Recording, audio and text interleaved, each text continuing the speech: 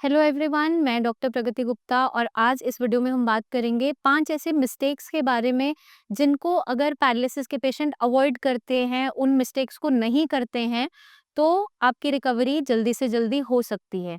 अक्सर जब भी क्लिनिक में पेशेंट आते हैं तो कुछ या तो गलतियाँ कर रहे होते हैं, जिसके लिए हम मना करते हैं कि आप इन चीज़ों को अगर अवॉइड करते हो, इन गलतियों को नहीं करते हो, तो आप में जल्दी सुधार आ सकता है। क्योंकि पेशेंट इस कंडीशन में होता है कि अगर वो इन मिस्टेक्स को अवॉइड करेगा तो उनकी रिकवरी बहुत आसानी से स्पीड अप हो सकती है। सबसे पहली मिस्टेक जो पेशेंट कर रहा होता है, जब किसी को इनिशियली पैरालिसिस होता है, वो कंप्लीटली बेड रिडन होता है, लेकिन एक फेज आता है जब वो चलने फिरने लग जाता है। बट ब्रेन क्या करता है, ब्रेन भूल चुका होता है कि मैं चलना फिरना अब स्टार्ट कर चुका हूँ, मेरी बॉडी में ये रिकवरी आ चुकी है। तो पेशेंट को लगता है कि मैं कमज़ोर हूँ, मैं चल फिर नहीं पाऊँगा। जब भी हम ऐसे पेशेंट्स को देखते हैं, इनमें क्या देखने को मिलता है, उनके जॉइंट्स, मसल्स फाइन होते हैं, कोई मांसपेशियाँ सूखी हुई नहीं होती, कोई पेन नहीं होता है, पर फिर भी पेशेंट चल फिर नहीं रहा होता है। अगर आप कंटिन्यूअसली बैठे रहेंगे, अपने मसल्स का इस्तेमाल नहीं करेंगे, मोबिलिटी नहीं करेंगे, तो आपके अंदर रिकवरी स्लो डाउन हो जाती है, आपकी मांसपेशियाँ भी ग्रेजुअली सूखना स्टार्ट हो जाती हैं। क्योंकि आप अगर फॉर एग्ज़ाम्पल मान लीजिए आपको कहीं फ्रैक्चर कभी हुआ होगा, हड्डी कोई टूट गई थी, वहाँ पर कुछ समय के लिए प्लास्टर लगा दिया जाता है। जब प्लास्टर खुलता है, उसके बाद दोबारा से उस हिस्से को मोशन में लाने के लिए, मोबिलिटी लाने के लिए आपको कोई ना कोई एक्सरसाइजेज रिकमेंड की जाती है ताकि आपकी स्टिफनेस खत्म हो जाए। क्योंकि अगर हम मांसपेशियों को मूव नहीं करेंगे तो अकड़न बढ़ती चली जाती है और पेशेंट की रिकवरी वहाँ पे स्लो डाउन हो जाती है। सेकंड मिस्टेक जो अक्सर पेशेंट कर रहा होता है, इनिशियली जब बेड रिडन थे तो फिजियोथेरेपिस्ट आता था, एक्सरसाइज करवाता था और चला जाता था। खुद का एफर्ट नहीं लगता था। लेकिन अब हम रिकवर हो चुके हैं, थोड़ा इस पेस तक पहुंच चुके हैं जहां पर हम खुद से एक्सरसाइजेस कर सकते हैं। बट हमने एक माइंडसेट बना लिया है कि जब फिजियोथेरेपिस्ट आएगा, वो एक्सरसाइज करवाएगा तो ही हम एक्सरसाइज करेंगे और फिजियोथेरेपिस्ट ही हमें एक्सरसाइज करवाएगा।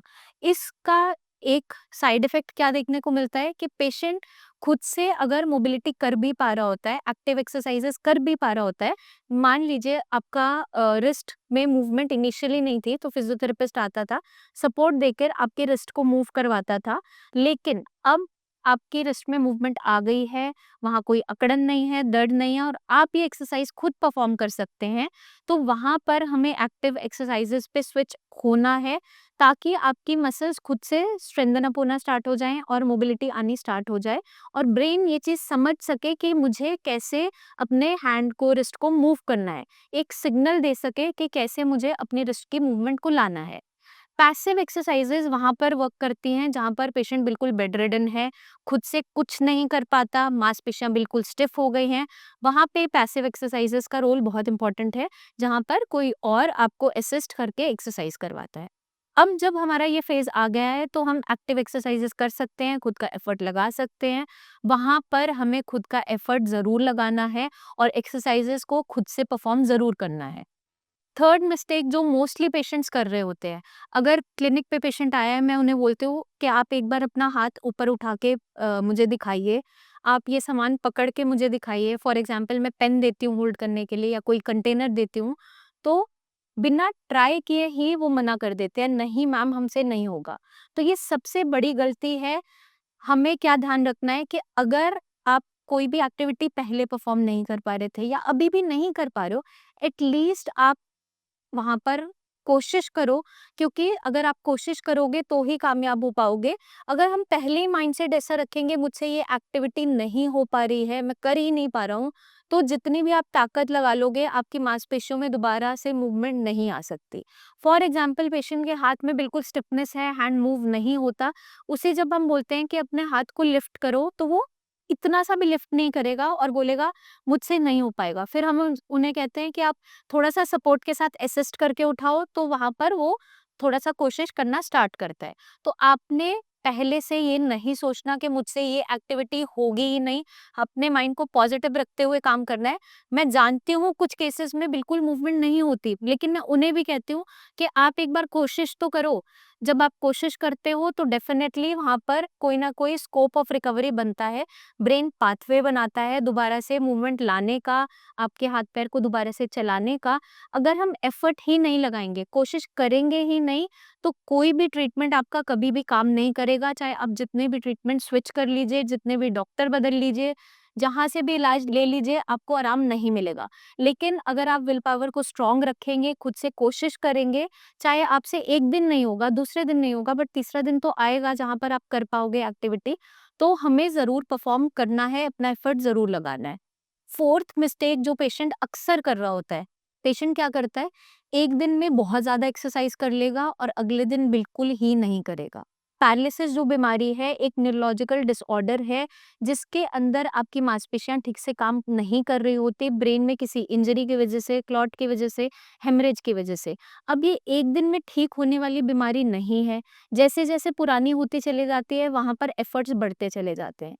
तो हमें एक ऐसा रिदमिक लाइफ़स्टाइल बनाना है, एक ऐसा डेली रूटीन बनाना है जिसमें हमारी डाइट, एक्सरसाइज़ प्रॉपर तरीके से हो। तो हमें एक्सरसाइज़ का एक शेड्यूल बनाना है।